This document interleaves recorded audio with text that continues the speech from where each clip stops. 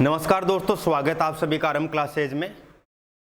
आप लोगों के संख्या पद्धति के कई पार्ट मैंने करवा दिए हैं। अभी संख्या पद्धति समाप्त नहीं हुई है। इसकी जो अब अभ्यास प्रश्न, अब सिर्फ हम क्वेश्चन जो करते हैं और भी कुछ कॉन्सेप्ट है वो जो इन अभ्यास प्रश्नों के अंदर आप लोगों के क्लियर होंगे। तो मैं आप लोगों को आज कुछ क्वेश्चन करवाने वाला हूं जो मैंने पिछले क्लासों के अंदर जो थ्योरी पढ़ाई है उनसे संबंधित, और कुछ नई बातें भी आप लोगों के सामने होंगी इन प्रश्नों के अंदर ही।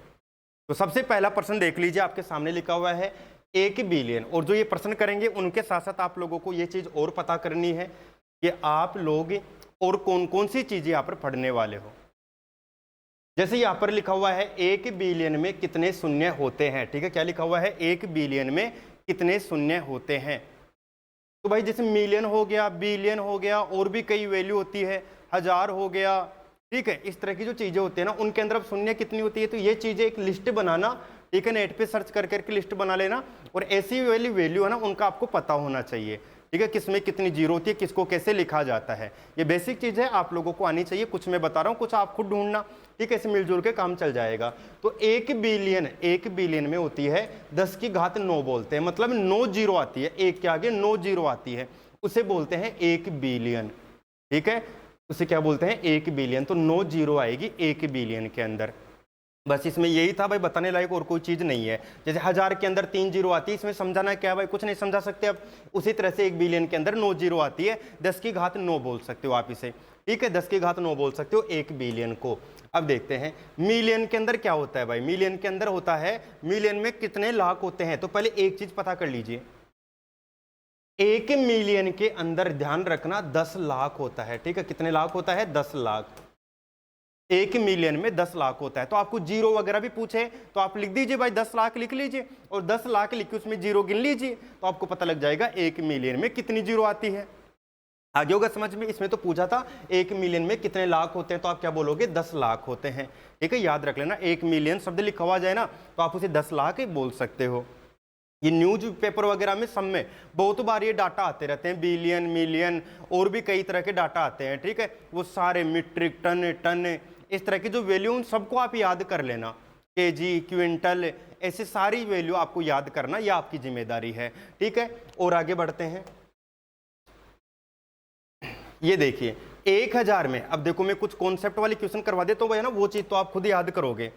1000 में कितने 100 होते हैं। ठीक है, क्या लिखा हुआ है? 1000 में कितने 100 होते हैं।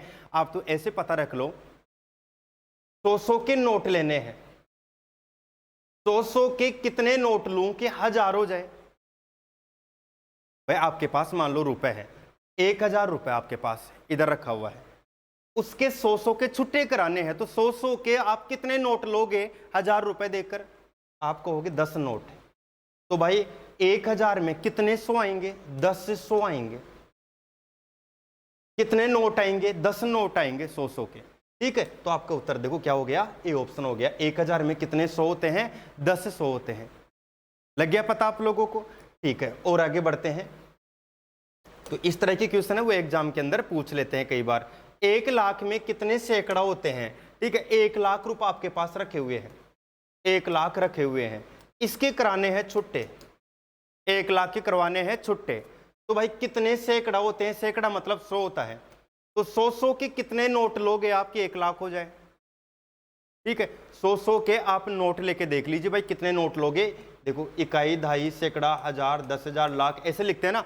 तो 100 के आपको कितने नोट लेने पड़ेंगे? 1000 नोट लोगे तो गुणा करने पर 1 लाख आएगा। ठीक है, 100 के 1000 नोट लोगे तो इकाई, दहाई, सैकड़ा, 1000, 10,000, लाख तभी तो आएगा ना। तो 100 के 1000 नोट लेने पड़ेंगे। कौन सा आ जाएगा? ऑप्शन डी ऑप्शन आ जाएगा। 100 के 1000 नोट लेंगे तब 1 लाख आएगा। ठीक है भाई, ये यदि आपको ना आए ना तो ऐसे पता करना। आप तो देखो ध्यान देना किस तरह से पता करेंगे। 1 लाख रुपए आपके पास, ठीक है, कितने हैं? 1 लाख। भाई 1 लाख रुपए आपके पास है तो आप पहले 1000 के नोट रख लो। 1000 के नोट रख लिया तो 1000 के कितने नोट आएंगे? 100 नोट आएंगे। ये देखो आपके पास 100 नोट 1000 के रखे हुए हैं। 100 नोट 1-1 के आपके पास है। ठीक है, आपको 1 लाख बनाना है। अब इसमें ऐसे करो, 1000 का नोट दो, उसमें 100 कितने आएंगे? 10 आएंगे। 100 के 10 नोट 1000 बनेंगे ना। इसमें से 1000 का नोट निकाला और 10 नोट ले लिया 100 के। इधर भी 10 नोट ले लिया 100 के, इधर भी 10 नोट ले लिया 100 के। ऐसे 10 नोट कितनी बार लेंगे? 100 नोट है 1000 के, तो 100 बार ही तो लेंगे। कितनी बार लेंगे? 100 बार लेंगे 10 नोट। तो भाई 10 नोट 100 बार लेंगे तो पूरे नोट कितने इकट्ठे हो गए? 10 नोट तो ये पड़े, 10 नोट ये पड़े, 10 नोट ये पड़े, 10 नोट यदि 100 बार लेंगे तो भाई कितने नोट हो गए? 1000 नोट हो गए। तो 1000 नोट 100 के क्या बनाएंगे? 1 लाख बनाएंगे।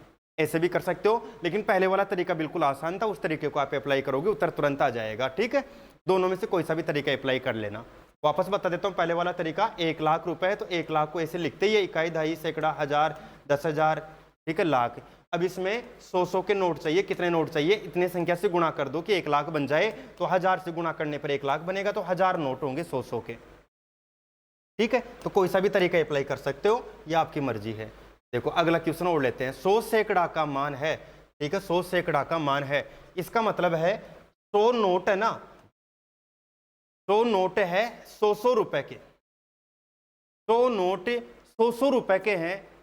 इमेजिन करो, गिन रहे हो, 100 का नोट आपके हाथ में, 1 2 3 4 5 6 7 8 9 10 नोट हुए, 1000 हो गए। 11 12 13 14 15 16 17 18 19 20 2000 रुपए हो गए। ठीक है, ऐसे 100 रुपए के 100 रुपए वाले 100 नोट है तो कितने हो जाएंगे भाई? लो गुणा कर दो, 10,000 रुपए हो जाएंगे। ठीक है, यदि 10,000 रुपए होंगे और 100 की गड्डी चाहिए आप लोग को नोटों की, तो ध्यान देना 100 नोट गिन लेना उसमें, तब जाके 10,000 रुपए पूरे होंगे 100 के। तो ठीक है, तब जाके 10,000 रुपए पूरे होंगे। आगे होगा आपको समझ में। 100 सैकड़ा का मान कितना होता है? 10,000 रुपए होता है। 100 सैकड़ा मतलब 100 रुपए के 100 रुपए के 100 नोट, 100 नोट है 100 रुपए के, तब जाके 10,000 रुपए पूरे कंप्लीट हो जाते हैं।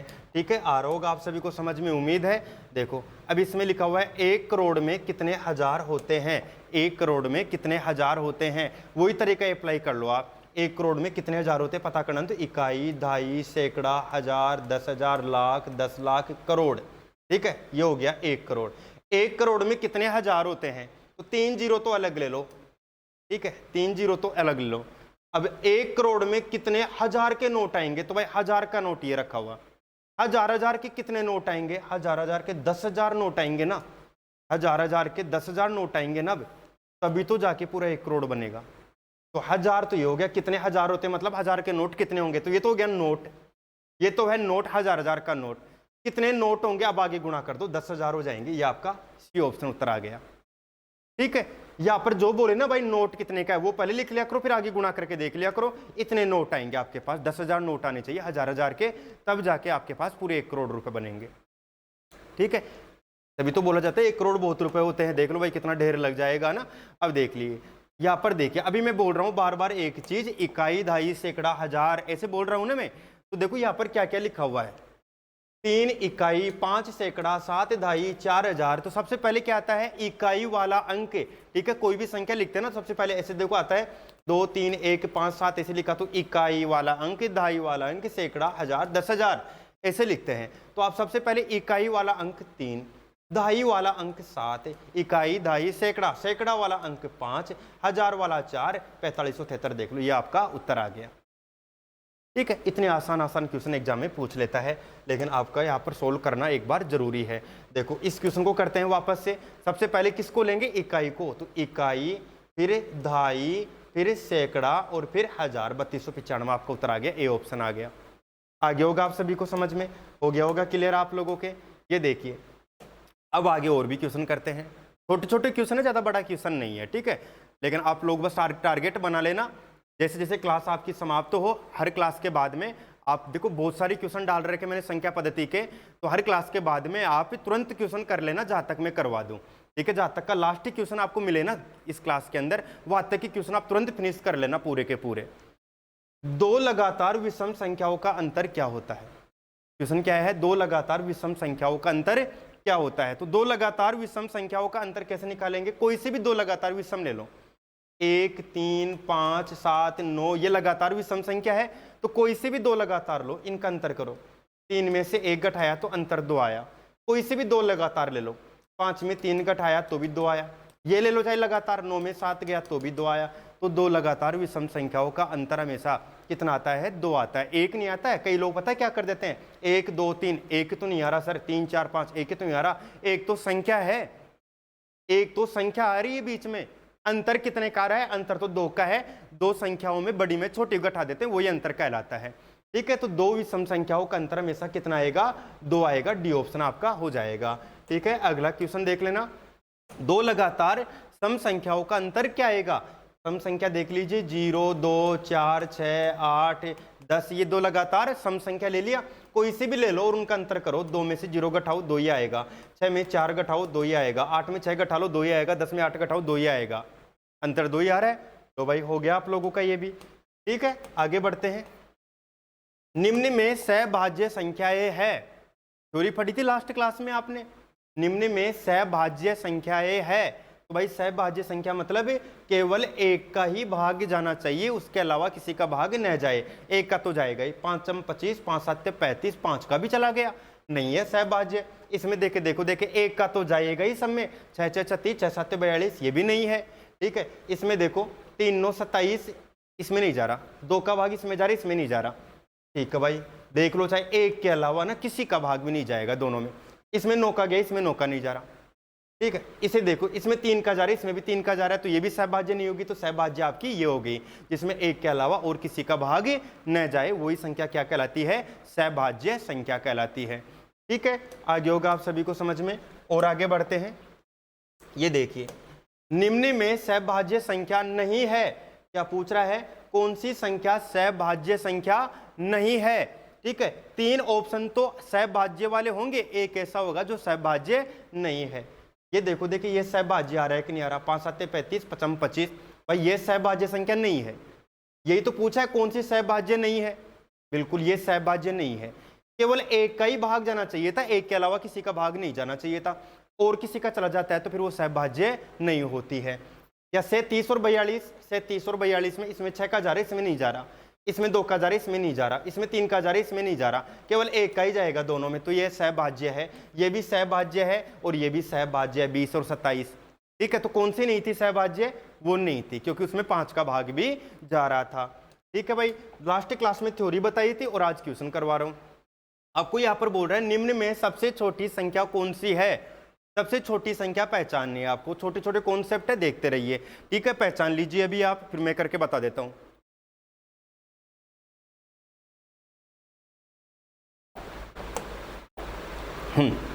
तो निम्न में सबसे छोटी संख्या पहचाननी है आप लोगों को।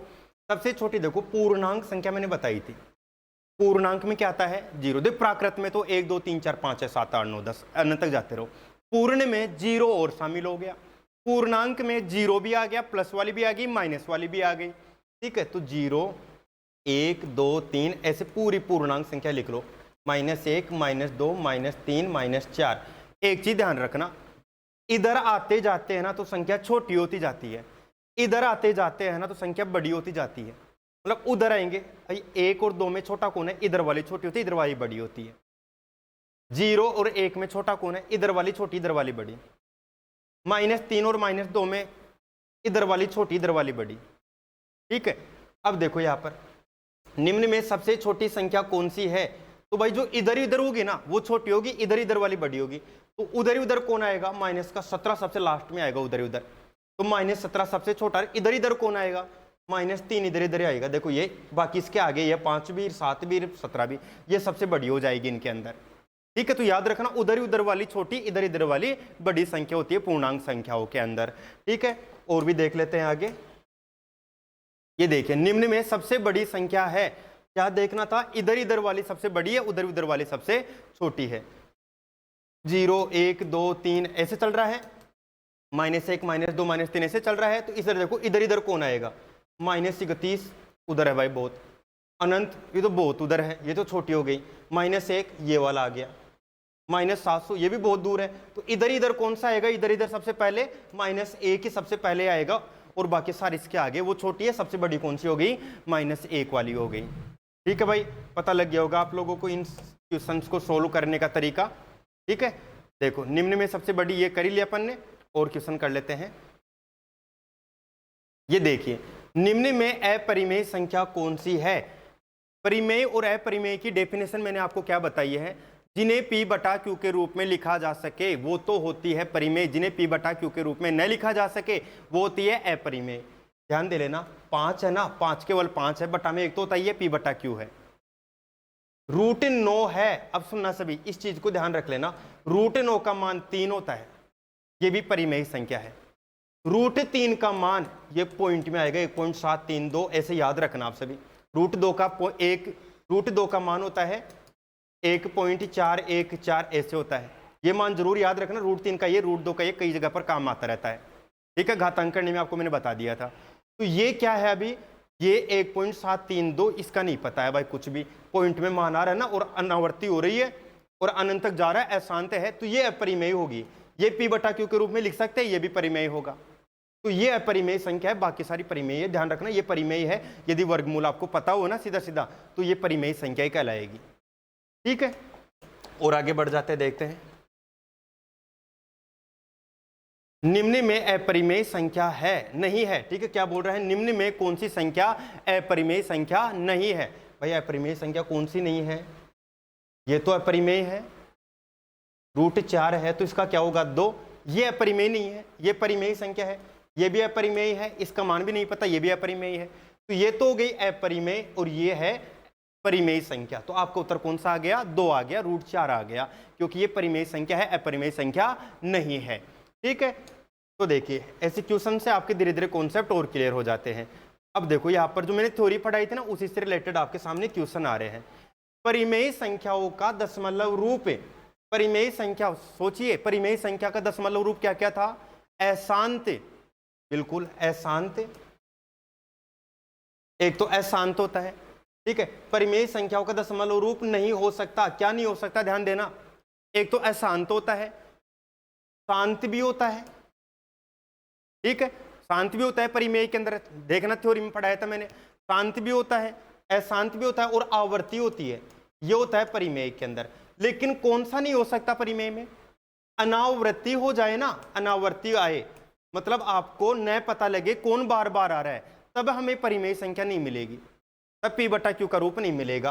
तो अनावर्ती मतलब समझ गए होंगे आप, 1.4 1 4 3 2 1 5 7 कुछ अलग ही आ रहा हो, ऐसे यदि अनावर्ती आ जाए तो फिर ये परिमेय नहीं होता। तो क्या होगा, परिमेय संख्याओं का दशमलव रूप अशांत अनावर्ती नहीं हो सकता, ठीक है। अशांत आवर्ती तो हो सकता है, देखो अशांत आवर्ती तो हो सकता है, लेकिन अशांत अनावर्ती नहीं हो सकता। कौन, परिमेय संख्या कौन सी होती है, शांत अनावर्ती अपरिमेय संख्या होती है, ठीक है। तो ऐसे थ्योरी वाले क्वेश्चन आप जो पढ़े थे थ्योरी, ये क्वेश्चन इस तरह से बनेंगे, आपको सोल्व इस तरह से करना है। देखो एक और क्वेश्चन आपके सामने, बहुत जोरदार क्वेश्चन है, इस कॉन्सेप्ट को भी आप सीख लेना, आगे बहुत सारे क्वेश्चन आपको मिलने वाले हैं। यदि y प्राकृत संख्या है, थ्योरी पढ़ी थी, प्राकृत संख्या मतलब क्या होता है, प्राकृत संख्या मतलब होता है 1 2 3 4 5 6 7 8 अनंत तक जाते रहो, ये प्राकृत संख्या होती है। निम्न में से विषम संख्या कौन सी है, चलो अब मान रख के फिर आप बस बता दो तुरंत ही, है ना, कोई मुश्किल नहीं है, बस मान रखते रखो। y की जगह पर पहले 1 + 1, क्या ये विषम है, ये तो सम आ गई, तो भाई ये तो सम आ गई, तो ये तो उत्तर नहीं है, आपको विषम संख्या पूछ रहा है, ठीक है। y की जगह पर 1 रखो, भाई बिल्कुल विषम आ गई, 2 रखो, लो सम आ गई, आपको क्या चाहिए, विषम संख्या ही चाहिए थी, 2 रखने पर ये भी सम आ जाता है, ये भी उत्तर नहीं होगा। इसमें मान रखो 2 1 कम 2, इसकी जगह 2 1 कम 2 1 3, विषम आ रही है। फिर 2 रख के देखो, 2 दूनी 4 1 5, विषम आ रही है।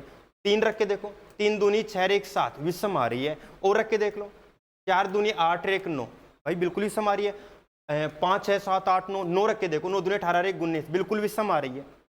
तो ये आपकी कौन सी हो गई, विषम संख्या हो गई। ये भी नहीं होगी, देखो विषम, 2 गुणा 1, 1 रख दो y की जगह पर, 2 2 तो सम आ गई, ये विषम पूछ रहा था, तो आपका उत्तर कौन सा हो गया, 2y + 1 हो गया है, सी ऑप्शन आपका उत्तर आ जाएगा, ठीक है। ऐसे क्वेश्चन के अंदर बस ये देख लेना, यहाँ पर ये क्या बोल रहा है, अब ये प्राकृत है तो बस मान रख दीजिए, आपको खुद ही मिल जाएगा उत्तर, है ना।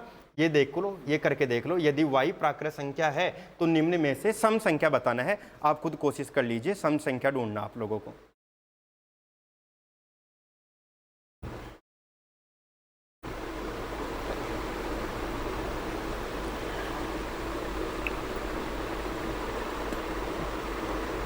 सोच लीजिए, आराम से मान रख के देख लीजिए।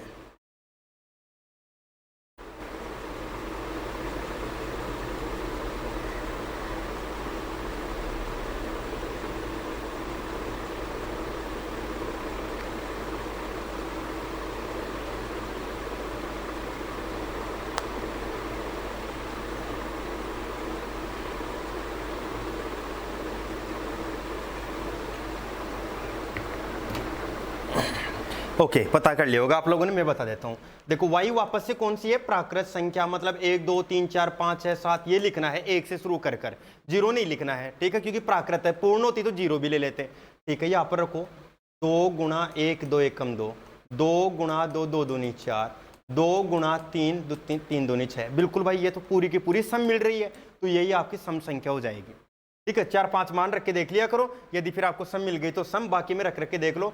इसमें एक भी सम आ गया स्टार्टिंग में, इसके अंदर ये भी सम अभी आपको ने करके देखा ही था, और ये भी सम है, करके देख लो। जैसे 1 और 1 2 बिल्कुल सम आ गया, ठीक है। लेकिन 2 और 1 फिर 3 हो जाएगा ना, यहाँ पर 2 रखेंगे तो 2 और 1 3, तो ये भी सम आ गया, तो भाई सम तो नहीं आया ना, तो आपका ए ऑप्शन ही उत्तर हो जाएगा, ठीक है।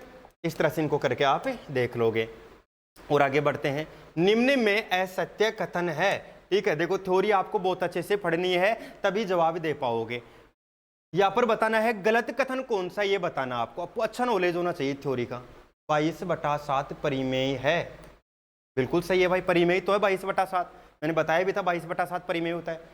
पाई परिमेय संख्या है, भाई नहीं, गलत है, अपरिमेय होता है तब सही होता, तो ये वाला गलत है, परिमेय संख्या नहीं होता, पाई पाई अपरिमेय होता है, 22/7 परिमेय होता है, ठीक है। पता लग गया गलत। अब यदि आपको इसका न भी पता हो ना तो भी कोई फर्क नहीं पड़ता है, बस गलत वाला पहचान लो आप लोग, आपका उत्तर आ गया, ठीक है। लेकिन और पढ़ लो, अपरिमेय संख्या दशमलव रूप में हमेशा शांत होती है, बिल्कुल सही है। अपरिमेय संख्या शांति होती है, अनावर्ती होती है, ये नहीं लिखा इसमें, वो भी होती है, अनावर्ती भी आ जाती।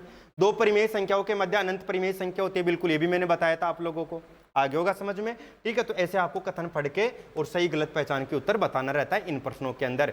निम्न में से असत्य कथन है, देखो ये तो कर ही लिया था, अब ये देखो निम्न में से असत्य कथन है, गलत वाला ही देखना है। पाई अपरिमेय है, सही है। सबसे छोटी भाज्य संख्या 1 है ना भाई, 1 न तो भाज्य होता है ना भाज्य होता है, ये गलत है। 2 होती है सबसे छोटी भाज्य संख्या, तो ये वाला कथन क्या है, गलत है, बाकी ये सारी सही है। देखो सबसे बड़ी ऋणात्मक पूर्णांक संख्या -1 है, बिल्कुल सही है। माइनस वाली संख्या जो बिल्कुल सबसे इधर इधर होगी ना, वो सबसे बड़ी होगी, उधर उधर होगी सबसे छोटी होगी, तो सबसे बड़ी ऋणात्मक संख्या -1 ही होती है। सबसे छोटी भाज्य संख्या 2 है, बिल्कुल सही है, तो ये वाला गलत था, ठीक है। लग गया होगा पता आप लोगों को कैसे पहचानना है, ये पता लग गया होगा आपको इन क्वेश्चन को कैसे करना है, थ्योरी वाले प्रश्न को, ठीक है। आगे बढ़ते हैं, निम्न में परिमेय संख्या है, ऐसे क्वेश्चन किए थे भाई, पहचान लो।